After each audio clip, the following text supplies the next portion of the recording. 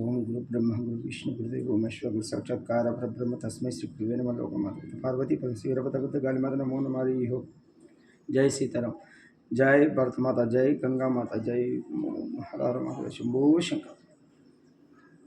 చూడనా, ప్రతిరోజు స్వామివారి ఆజ్ఞతో ఒక 10 నిమిషాలు కానీ ఒక వీడియో కానీ ఇంకొక స్వామి అనుకూలం బట్టి ఇంకొక వీడియో కానీ అట్లా వదులుకుంటూ అప్లోడ్ చేసి ఎందుకు వదులుతున్నామంటే, రాబోయే రోజుల్లో మన దశ దిశ ఏ విధంగా మారబోతుంది, తర్వాత మనము కర్మ సిద్ధాంతం ప్రకారం అనుభవించే శిక్షలు ఎట్లుంటాయి, కర్మ సిద్ధాంతం మీద ప్రతి ఒక్క వీడియోలో మనం తినే తిండి విషయాల్లో కానీ ఈ మాంసంలో ఏ విషయం దొరుకుతుంది, తర్వాత ఈ మాంసం అతిగా తినడం వల్ల మనుషుల్లో కలిగే ప్రభావాలు, తర్వాత ఈ రాజకీయ నాయకులు మనుషులు నమ్మితే ఎట్లా వంచిస్తున్నారు, తర్వాత ప్రజలు కూడా నాయకుల్ని ఏం అడగాలో తెలియక ఏదో ప్రలోభాలకు గురై వాళ్ళది కూడా తప్పు అవుతుంది. నాయకుల కంటే తప్పు ప్రజలది. ఇంతకుముందు మన తాత ముత్తాతలు ఏమడుగుతుంటే తెలుసా, ఒక ఊరు పంచాయతీ ఎలక్షన్ జరిగితే మేము మీకు గెలిపిస్తాం, మాకు ఊరికి ఏం చేపిస్తారని అడుగుతుండ్రు. ఒక కాలనీలో కౌన్సిలర్ ఎలక్షన్ జరిగితే మాకు ఈ కాలనీలో ఈ లోటు ఉంది, ఇది చేయడం మీకు మేము గెలిపిస్తామంటుండ్రు. ఒక నియోజకవర్గం వస్తే మా నియోజకవర్గంలో ఈ మిల్లలు బంద్ అనేవి తెరిపియండి, ఇది మాకు ఈ ఫ్యాక్టరీలు చేపియండి, ఈ పరిశ్రమ స్థాపించండి, మా పిల్లలు ఉద్యోగాలు చదువుకున్న వాళ్ళు ఎక్కువ ఉన్నారు, నిరుద్యోగులు పక్కకు వలసలు పోతున్నారు, పక్క రాష్ట్రాలకు పోతున్నారు, ఇటువంటివి చెప్పి పనులు చేపించినప్పుడే మన ప్రజాస్వామ్యం వర్ధిల్లుతుండే. రాను ఏమైంది, మనకు ప్రలోభాలకు గురవడము, మనకు డబ్బుతో ఓట్లు మెల్లగా.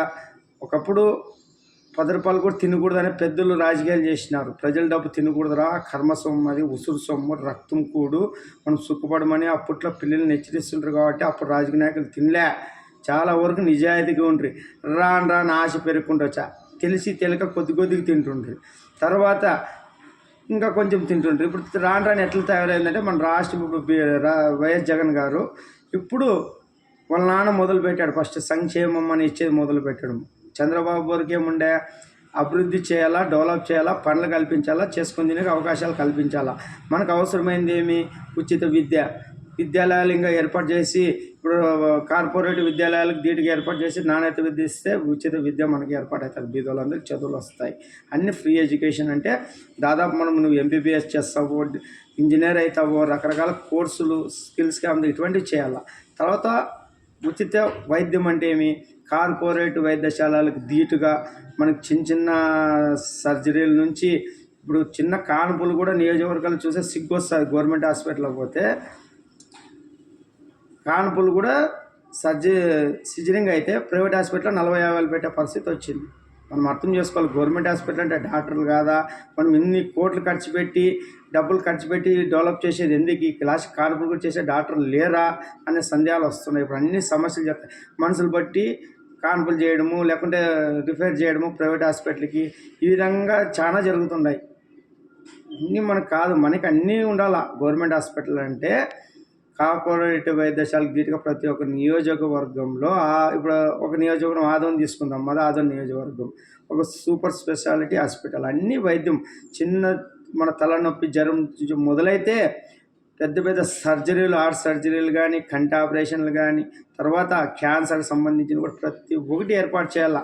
ఒక స్థల సేకరణ చేసి ఏర్పాటు చేస్తే ఆ ఉచిత విద్య, ఈ ఉచిత వైద్యము, మౌలిక వసతులు, రోడ్లు, డ్రైనేజీలు, తర్వాత మనకి నీరు, మంచినీరు, తాగినీటి పథకము, ఇటువంటివి చేస్తే చాలా. ఇంకా ప్రజలకు ఇవ్వాల్సింది ఇది. మా ట్యాక్సుల ద్వారా మీరు వ్యవస్థలని, అంటే వ్యవస్థలు మనకి కాపాడేది పోలీస్ వ్యవస్థకి, న్యాయ వ్యవస్థకి, రెవెన్యూకి, రాజకీయ నాయకులు ఇవన్నీ మనం పనులు చేయడానికి ఈ ద్వారా ట్యాక్సులు తీసుకొని మనకు పని చేయాలి.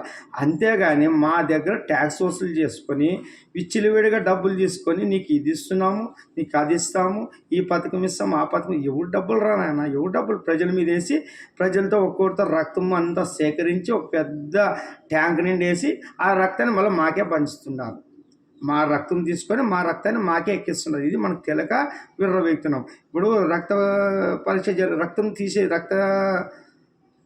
ఫ్రీ రక్తం ఇచ్చేటప్పుడు ఏం చేస్తారు, బాడీలన్నీ సేకరించి పెద్ద ట్యాంక్ వేసినట్లు వేసి దాంట్లో రక్తం తీసి మనకు పంచినట్లు. అంటే అర్థం చేసుకోవాలి, మన రక్తాన్ని మనకి పంచినట్ల.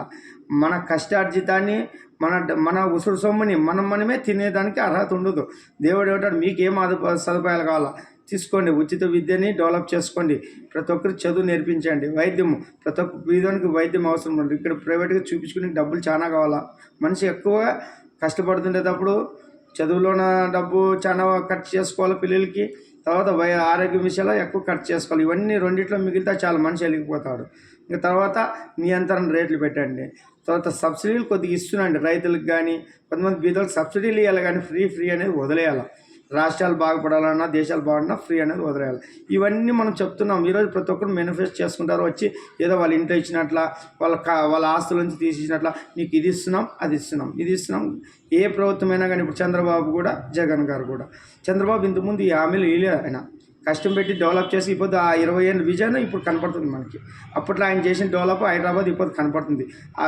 అట్లా హైదరాబాద్ ఉంటే సంపద సృష్టిస్తుంది ప్రజలకు. ఇంకా మనం ఏదన్నా ఇంకా డెవలప్ చేసేకి ఉపయోగం పడుతుంది. మనం సృష్టించుకుంటూ పోవాలి. కానీ అట్లా అనుకుంటే మన పెద్దలు అప్పట్లోనే ఇట్లా డబ్బులు తినుకుంటా భూములు అమ్ముకొని ఒత్తి పెట్టుకుంటూ కూర్చుంటే ఈరోజు మనకి ఏం మిగులుతుండే. ఆ రోజు పెద్దలు మన పిల్లలకు ఉంటుంది, భవిష్యత్తుకు ఉంటుంది, భావితరాలకు ఉంటుంది అని ఇట్లా కాపాడుకుంటూ వచ్చినందుకు మన ఇంట్లో కొంతమంది సౌకర్యాల ఇంట్లోన కొంతమంది భూమి మిగిలిన కొన్ని ఎకరాలు ఇప్పుడు పంచుకుంటుంటారు. ఇది తెలుసుకోవాలి. అంతేగాని ఒక నాయకుడు అంటే ఎట్లుండాలా, కులాలకు మతాలకు అతీతంగా ఉండాలా. వాడు హిందువా ముస్లిమా క్రైస్తవుడు అనవసరం. కానీ వాడు ప్రజలందరూ తన పిల్లలే. ఈ క్రైస్తవులకు జీతాలు ఇచ్చే పని జగన్ గారు మీరు ఇంతకుముందు ఏం జీతాలు లేకుండా ఉంటారు, వాళ్ళ ఫాదర్లు వాళ్ళ సంఘం చూసుకుంటారు. ఇప్పుడు హిందువులు అంటావా వాళ్ళ సంఘం చూసుకుంటుంది, ముస్లింలు అంటావా వాళ్ళ సంఘం చూసుకుంటుంది. ఈరోజు నువ్వు హిందువులకి పూజలకు యాడ్ జీతాలు ఇస్తున్నావు. నువ్వు ఎండోమెంట్ ద్వారా తీసుకున్న శ్రీశైలంకి అటువంటి వాటికి తిరుపతికి వృకింద్రనాథ స్వామి మంత్రాలయము ఇలా అమ్మవారి ఆలయాలకి వీటికి ఇస్తున్నారు మీరు. అంటే గవర్నమెంట్ స్వాధీనం చేసుకొని ఉండీలని స్వాధీనం చేసుకొని వాళ్ళ చేతిలో పెట్టుకున్న వాళ్ళకి ఇస్తున్నారు. అంతేగాని హిందూ దేవాలయాలు ఉండే పూజలకి ఎవరేమి ఇవ్వడం లేదు. ఈరోజు మేమంతా స్వచ్ఛందంగా స్వామివారి ఆజ్ఞతో స్వామి సేవ చేసేకి ఉల్లాసంతో వచ్చి చేస్తున్నాం ఈరోజు మేము.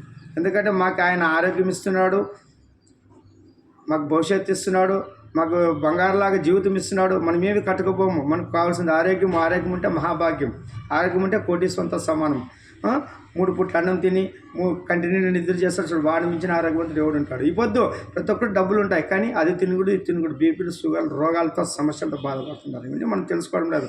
మనం ఎంత సుఖపడాలనుకుంటామో కర్మ అంత కష్టపెడతాది. ఇప్పుడు శివుడు మన భూమి మీదకి ఎందుకు వదిలినాడు? ఈ అద్దె శరీరంతో కర్మతో మనం కష్టపడి కర్మతోనే మనం లక్ష్యాలు సాధించుకోవాలి. కానీ వీళ్ళిచ్చిన వాళ్ళిచ్చిన డబ్బులు కడుపు గంటవు. ఇప్పుడు జగన్ గారు పెట్టింది ఆశ్ర పథకం కానీ వాహనమిత్ర కానీ ఇటువంటి పథకాల డబ్బులు ఇప్పుడు ఆటోలు 10,000 తీసుకుంటే 20,000 పోతుంది. మీరు బాగా మీ జీవితంలో తెలిసి ఉంటుంది. ఇప్పుడు వాళ్ళకి అప్పుడు ఇంతకుముందు 80 రూపాయలు ఇచ్చినా విలువ ఉంటుండే. ఎందుకంటే కష్టాలు దానికి విలువ అంతే. ఫ్రీ అంటే ఎట్లా ఏం వేలు ఇచ్చాక ఏమన్నా ఏం కష్టం లేకుండా ఎట్లా వస్తాయి వేలు. ఇప్పుడు గవర్నమెంట్ పింఛన్లు కూడా మీరు ఆలోచించాలా.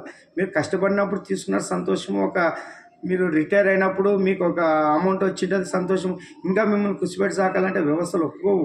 రాబో రోజుల్లో మా నాన్న వీరభద్ర వసంతరాలు వచ్చి కష్టపడిన వాళ్ళకి డబ్బులు ఉంటుంది. ఇప్పుడు మామూలుగా ఒక రైతు కానీ కష్టపడితే భూమి మీద పంట వస్తుంది, లేకపోతే ఎక్కడి నుంచి వస్తుంది? ఒక కూలీ పోతే డబ్బులు ఇస్తారు.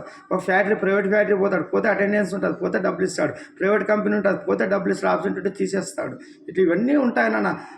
శరీరం ఉన్నంత వరకు మనం కష్టపడి బాగా 10 రూపాయలు సంపాదించుకొని దాన్ని తీసిపెట్టుకొని వెలగాల.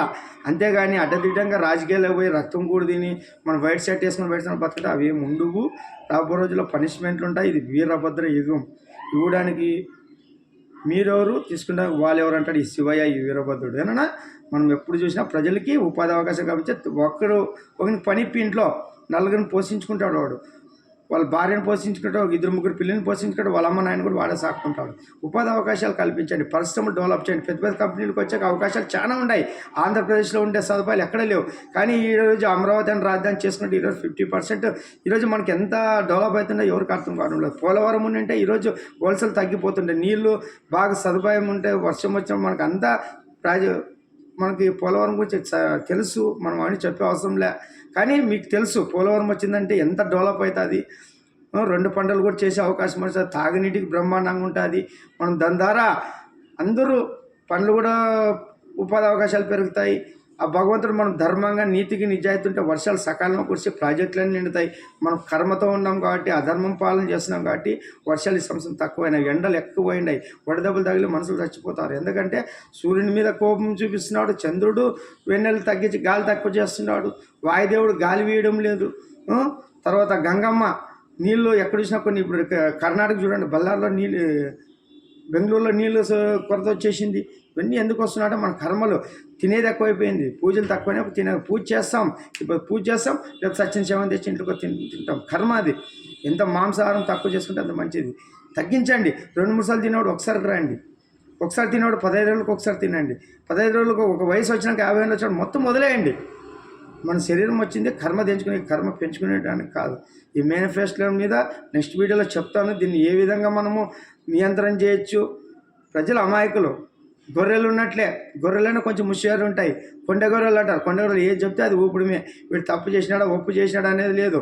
గుడ్డి ఓటేయడము, తర్వాత బాధపడము. మన భవిష్యత్తు అంతా భావితరాలకి ఏం సమాధానం చెప్తాము, ఇవన్నీ నెక్స్ట్ వీడియోలో చెప్తాను.